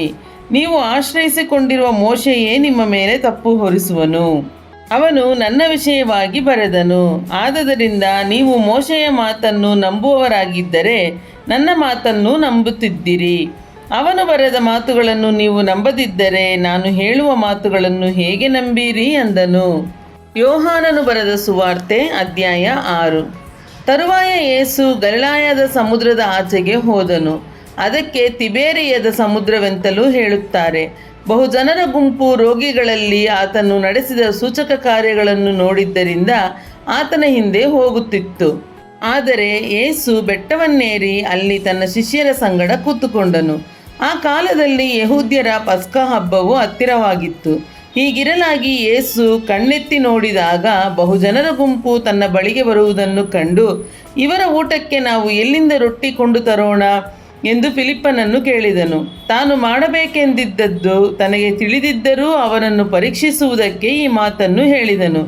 ಅದಕ್ಕೆ ಫಿಲಿಪ್ಪನು, ಒಬ್ಬೊಬ್ಬನಿಗೆ ಸ್ವಲ್ಪ ಸ್ವಲ್ಪ ಸಿಕ್ಕಬೇಕಾದರೆ 200 ಹಣದ ರೊಟ್ಟಿಯಾದರೂ ಸಾಲದು ಅಂದನು. ಆಗ ಆತನ ಶಿಷ್ಯರಲ್ಲಿ ಒಬ್ಬನಾಗಿರುವ ಸೀಮೋನ್ ಪೇತ್ರನ ತಮ್ಮನಾದ ಅಂದ್ರೆಯನು ಆತನಿಗೆ, ಇಲ್ಲಿರುವ ಒಬ್ಬ ಹುಡುಗನ ಬಳಿಯಲ್ಲಿ 5 ಜವೆಗೋದಿಯ ರೊಟ್ಟಿಗಳು 2 ಮೀನುಗಳು ಅವೆ. ಆದರೆ ಇಷ್ಟು ಜನರಿಗೆ ಅವು ಯಾತಕ್ಕಾದವು ಎಂದು ಹೇಳಲಾಗಿ, ಯೇಸು ಆ ಜನರನ್ನು ಊಟಕ್ಕೆ ಕೂಡಿಸಿರಿ ಅಂದನು. ಆ ಸ್ಥಳದಲ್ಲಿ ಬಹಳ ಹುಲ್ಲು ಬೆಳೆದಿತ್ತು. ಜನರು ಕೂತುಕೊಂಡರು. ಗಂಡಸರ ಸಂಖ್ಯೆ ಹೆಚ್ಚು ಕಡಿಮೆ 5,000ವಿತ್ತು. ತರುವಾಯ ಯೇಸು ಆ ರೊಟ್ಟಿಗಳನ್ನು ತೆಗೆದುಕೊಂಡು ದೇವರ ಸ್ತೋತ್ರ ಮಾಡಿ ಕೂತುಕೊಂಡವರಿಗೆ ಹಂಚಿಕೊಟ್ಟನು. ಅದರಂತೆ ಮೀನುಗಳಲ್ಲಿಯೂ ಅವರಿಗೆ ಬೇಕಾದಷ್ಟು ಹಂಚಿಕೊಟ್ಟನು. ಅವರಿಗೆ ತೃಪ್ತಿಯಾದ ಮೇಲೆ ಯೇಸು ತನ್ನ ಶಿಷ್ಯರಿಗೆ, ಮಿಕ್ಕ ತುಂಡುಗಳನ್ನು ಕೂಡಿಸಿರಿ, ಇದರಲ್ಲಿ ಯಾವುದೂ ವ್ಯರ್ಥವಾಗಬಾರದು ಎಂದು ಹೇಳಿದನು. ಅವರು ಕೂಡಿಸಲಾಗಿ ಆ 5 ಜವೆಗೋದಿಯ ರೊಟ್ಟಿಗಳಲ್ಲಿ ಜನರು ತಿಂದು ಮಿಕ್ಕ ತುಂಡುಗಳಿಂದ 12 ಪುಟ್ಟಿ ತುಂಬಿದವು. ಆತನು ಮಾಡಿದ ಈ ಸೂಚಕ ಕಾರ್ಯವನ್ನು ಆ ಜನರು ನೋಡಿ, ಲೋಕಕ್ಕೆ ಬರಬೇಕಾದ ಪ್ರವಾದಿ ಈತನೇ ನಿಜ ಎಂದು ಹೇಳಿಕೊಂಡರು. ಆಗ ಯೇಸು, ಅವರು ಬಂದು ತನ್ನನ್ನು ಹಿಡುಕೊಂಡು ಹೋಗಿ ಅರಸನನ್ನಾಗಿ ಮಾಡಬೇಕೆಂಬ ಯೋಚನೆಯಲ್ಲಿದ್ದಾರೆಂದು ತಿಳಿದುಕೊಂಡು ತಿರುಗಿ ತಾನೊಬ್ಬನೇ ಒಂಟಿಗನಾಗಿ ಬೆಟ್ಟಕ್ಕೆ ಹೋಗಿಬಿಟ್ಟನು. ಸಂಜೆಯಾದಾಗ ಆತನ ಶಿಷ್ಯರು ಸಮುದ್ರಕ್ಕೆ ಇಳಿದು ದೋಣಿಯನ್ನು ಹತ್ತಿ ಸಮುದ್ರ ಮಾರ್ಗವಾಗಿ ಕಪೆರ್ನೌಮಿನ ಕಡೆಗೆ ಹೊರಟರು. ಆಗಲೇ ಕತ್ತಲಾಗಿತ್ತು ಮತ್ತು ಯೇಸು ಅವರ ಬಳಿಗೆ ಇನ್ನೂ ಬಂದಿರಲಿಲ್ಲ. ಇದಲ್ಲದೆ ಬಿರುಗಾಳಿ ಬೀಸುವುದರಿಂದ ಸಮುದ್ರವು ಅಲ್ಲಕಲ್ಲೋಲವಾಗಿತ್ತು. ಹೀಗಿರಲಾಗಿ ಅವರು ಹುಟ್ಟು ಹಾಕುತ್ತಾ ಹೆಚ್ಚು ಕಡಿಮೆ ಒಂದು ಹರದಾರಿ ದೂರ ಹೋದ ಬಳಿಕ ಯೇಸು ಸಮುದ್ರದ ಮೇಲೆ ನಡೆಯುತ್ತಾ ದೋಣಿಯ ಸಮೀಪಕ್ಕೆ ಬರುವುದನ್ನು ನೋಡಿ ಅಂಜಿದರು. ಆದರೆ ಆತನು, ಅಂಜಬೇಡಿರಿ, ನಾನು ಅಂದನು. ಆಗ ಆತನನ್ನು ದೋಣಿಯೊಳಗೆ ಕರಕೊಳ್ಳುವುದಕ್ಕೆ ಮನಸ್ಸಾಗಿದ್ದರು ಮತ್ತು ಆ ಕ್ಷಣವೇ ದೋಣಿಯು ಅವರು ಹೋಗಬೇಕೆಂದಿದ್ದ ಭೂಮಿಗೆ ಮುಟ್ಟಿತು. ಮರುದಿವಸ ಸಮುದ್ರದ ಆಚೆ ಕಡೆಯಲ್ಲಿ ನಿಂತುಕೊಂಡಿದ್ದ ಜನರು ಯೇಸುವನ್ನು ಹುಡುಕುತ್ತಿದ್ದರು. ಇಲ್ಲಿ ಒಂದೇ ಹಡಗು ಇದ್ದ ಹೊರತು ಬೇರೆ ದೋಣಿಯು ಇರಲಿಲ್ಲವೆಂದು ಶಿಷ್ಯರು ಮಾತ್ರ ಹೊರಟು ಹೋದದಲ್ಲದೆ ಯೇಸು ತನ್ನ ಶಿಷ್ಯರ ಸಂಗಡ ಹಡಗನ್ನು ಹತ್ತಲಿಲ್ಲವೆಂದು ಅವರಿಗೆ ತಿಳಿದಿತ್ತು. ಆದರೆ ಅಷ್ಟರೊಳಗೆ ಬೇರೆ ದೋಣಿಗಳು ತಿಬೇರಿಯದಿಂದ ಹೊರಟು ಸ್ವಾಮಿಯು ಸ್ತೋತ್ರ ಮಾಡಿ ಜನರಿಗೆ ರೊಟ್ಟಿ ಊಟ ಮಾಡಿಸಿದ ಸ್ಥಳದ ಸಮೀಪಕ್ಕೆ ಬಂದಿದ್ದವು. ಹೀಗಿರಲಾಗಿ ಯೇಸು ಇಲ್ಲಿ ಇಲ್ಲ, ಆತನ ಶಿಷ್ಯರೂ ಇಲ್ಲ ಎಂದು ಆ ಜನರು ನೋಡಿ ತಾವೇ ಆ ಸಣ್ಣ ದೋಣಿಗಳನ್ನು ಹತ್ತಿ ಯೇಸುವನ್ನು ಹುಡುಕುತ್ತಾ ಕಪೆರ್ನೌಮಿಗೆ ಬಂದರು.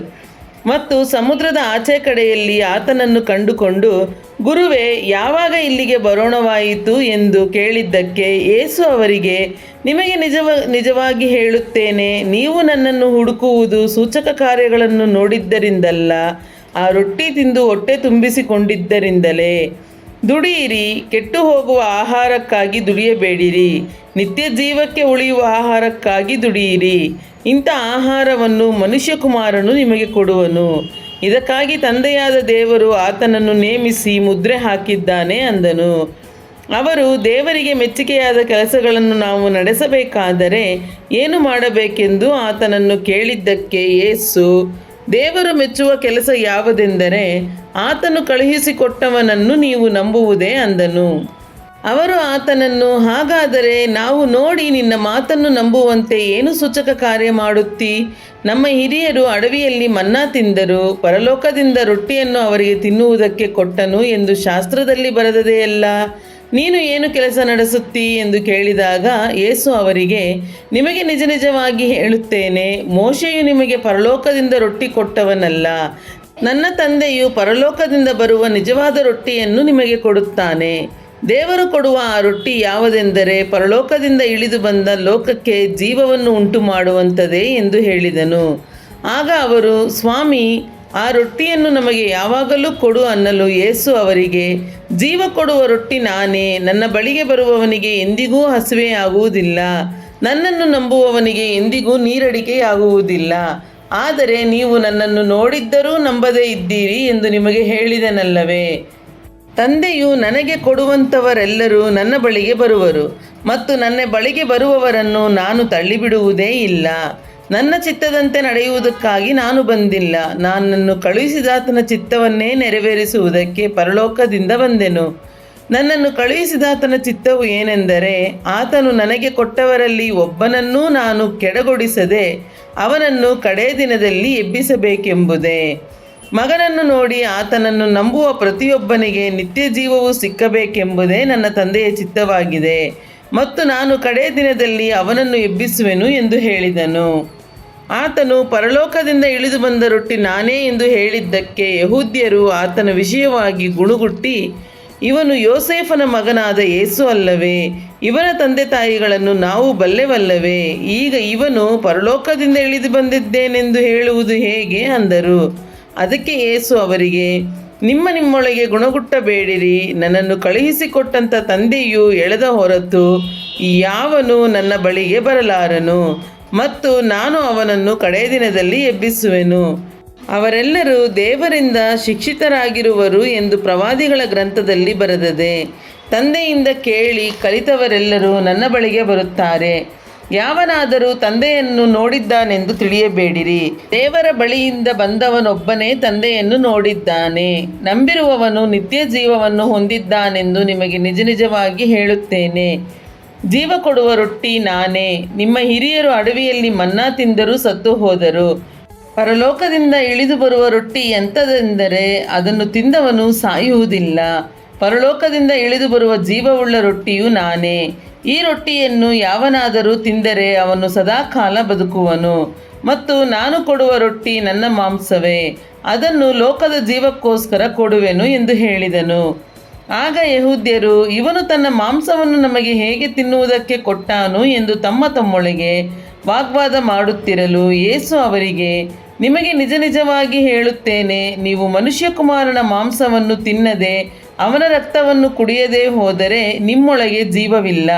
ನನ್ನ ಮಾಂಸವನ್ನು ತಿಂದು ನನ್ನ ರಕ್ತವನ್ನು ಕುಡಿಯುವವನು ನಿತ್ಯ ಜೀವವನ್ನು ಹೊಂದಿದ್ದಾನೆ, ಮತ್ತು ನಾನು ಅವನನ್ನು ಕಡೇ ದಿನದಲ್ಲಿ ಎಬ್ಬಿಸುವೆನು. ಯಾಕಂದರೆ ನನ್ನ ಮಾಂಸವೇ ನಿಜವಾದ ಆಹಾರ, ನನ್ನ ರಕ್ತವೇ ನಿಜವಾದ ಪಾನ. ನನ್ನ ಮಾಂಸವನ್ನು ತಿಂದು ನನ್ನ ರಕ್ತವನ್ನು ಕುಡಿಯುವವನು ನನ್ನಲ್ಲಿ ಇರುತ್ತಾನೆ, ನಾನು ಅವನಲ್ಲಿ ಇರುತ್ತೇನೆ. ಜೀವಸ್ವರೂಪನಾದ ತಂದೆಯು ನನ್ನನ್ನು ಕಳುಹಿಸಿಕೊಟ್ಟಿರಲಾಗಿ ನಾನು ತಂದೆಯಿಂದ ಜೀವಿಸುತ್ತೇನೆ. ಅದರಂತೆ ನನ್ನನ್ನು ತಿನ್ನುವವನೇ ನನ್ನಿಂದ ಜೀವಿಸುವನು. ಪರಲೋಕದಿಂದ ಇಳಿದು ಬಂದ ರೊಟ್ಟಿ ಇದೇ. ನಿಮ್ಮ ಹಿರಿಯರು ಮನ್ನಾ ತಿಂದರೂ ಸತ್ತರು, ಇದು ಹಾಗಲ್ಲ, ಈ ರೊಟ್ಟಿಯನ್ನು ತಿನ್ನುವವನು ಸದಾಕಾಲ ಜೀವಿಸುವನು ಎಂದು ಹೇಳಿದನು. ಕಪೆರ್ನೌಮಿನ ಸಭಾಮಂದಿರದಲ್ಲಿ ಉಪದೇಶ ಮಾಡುವಾಗ ಇದನ್ನು ಹೇಳಿದನು. ಆತನ ಶಿಷ್ಯರಲ್ಲಿ ಅನೇಕರು ಇದನ್ನು ಕೇಳಿ, ಇದು ಕಠಿಣವಾದ ಮಾತು, ಇದನ್ನು ಯಾರು ಕೇಳಾರು ಅಂದುಕೊಂಡರು. ಯೇಸು ತನ್ನ ಶಿಷ್ಯರು ಇದಕ್ಕೆ ಗುಣುಗುಟ್ಟುತ್ತಾರೆಂದು ತನ್ನಲ್ಲಿ ತಿಳುಕೊಂಡು ಅವರಿಗೆ, ಈ ಮಾತಿನಿಂದ ನಿಮಗೆ ಬೇಸರವಾಯಿತೋ? ಹಾಗಾದರೆ ಮನುಷ್ಯಕುಮಾರನು ತಾನು ಮೊದಲು ಇದ್ದಲ್ಲಿಗೆ ಏರಿ ಹೋಗುವುದನ್ನು ನೀವು ನೋಡಿದರೆ ಏನನ್ನುವಿರಿ? ಬದುಕಿಸುವಂಥದ್ದು ಆತ್ಮವೇ, ಮಾಂಸವು ಯಾವುದಕ್ಕೂ ಬರುವುದಿಲ್ಲ. ನಾನು ನಿಮಗೆ ಹೇಳಿರುವ ಮಾತುಗಳೇ ಆತ್ಮವಾಗಿಯೂ ಜೀವವಾಗಿಯೂ ಅವೆ. ಆದರೆ ನಿಮ್ಮಲ್ಲಿ ಕೆಲವರು ನಂಬದವರಾಗಿದ್ದಾರೆ ಅಂದನು. ನಂಬದವರು ಇಂಥವರು, ತನ್ನನ್ನು ಹಿಡುಕೊಡುವವನು ಇಂಥವನು ಎಂಬುದು ಯೇಸುವಿಗೆ ಮೊದಲಿನಿಂದ ತಿಳಿದಿತ್ತು. ಮತ್ತು ಆತನು, ತಂದೆಯ ಅನುಗ್ರಹವಿಲ್ಲದೆ ಯಾರೂ ನನ್ನ ಬಳಿಗೆ ಬರಲಾರರು ಎಂಬುದನ್ನು ನಾನು ನಿಮಗೆ ಅದರ ದೆಸೆಯಿಂದಲೇ ಹೇಳಿದೆನು ಅಂದನು. ಅಂದಿನಿಂದ ಆತನ ಶಿಷ್ಯರಲ್ಲಿ ಅನೇಕರು ಹಿಂಜರಿದು ಆತನ ಕೂಡ ಸಂಚಾರ ಮಾಡುವುದನ್ನು ಬಿಟ್ಟರು. ಯೇಸು ಇದನ್ನು ನೋಡಿ ತನ್ನ 12 ಮಂದಿಯನ್ನು, ನೀವು ಸಹ ಹೋಗಬೇಕೆಂದಿದ್ದೀರಾ ಎಂದು ಕೇಳಿದ್ದಕ್ಕೆ ಸೀಮೋನ್ ಪೇತ್ರನು, ಸ್ವಾಮಿ, ನಿನ್ನನ್ನು ಬಿಟ್ಟು ನಾವು ಇನ್ನಾರ ಬಳಿಗೆ ಹೋಗೋಣ? ನಿನ್ನಲ್ಲಿ ನಿತ್ಯ ಜೀವವನ್ನು ಉಂಟು ಮಾಡುವ ವಾಕ್ಯಗಳುಂಟು, ನೀನು ದೇವರು ಪ್ರತಿಷ್ಠಿಸಿದವನೇ ಎಂದು ನಾವು ನಂಬಿದ್ದೇವೆ ಮತ್ತು ತಿಳಿದಿದ್ದೇವೆ ಅಂದನು. ಅದಕ್ಕೆ ಯೇಸು, 12 ಮಂದಿಯಾದ ನಿಮ್ಮನ್ನು ನಾನು ಆರಿಸಿ ತೆಗೆದುಕೊಂಡೆನಲ್ಲವೋ? ನಿಮ್ಮಲ್ಲಿಯೂ ಒಬ್ಬನು ಸೈತಾನನ ಮಗನಾಗಿದ್ದಾನೆ ಅಂದನು. ಈ ಮಾತಿನಿಂದ ಆತನು ಸೀಮೋನನ ಮಗನಾದ ಇಸ್ಕರಿಯೋತ ಯೂದನನ್ನು ಸೂಚಿಸಿದನು. ಇವನು ಆ 12 ಮಂದಿಯಲ್ಲಿ ಒಬ್ಬನಾಗಿದ್ದು ಮುಂದೆ ಆತನನ್ನು ಹಿಡುಕೊಡುವವನಾದನು. ಹಲ್ಲೆಲೂಯಾ. ದೇವರ ಪರಿಶುದ್ಧ ನಾಮಕ್ಕೆ ಸ್ತೋತ್ರವಾಗಲಿ.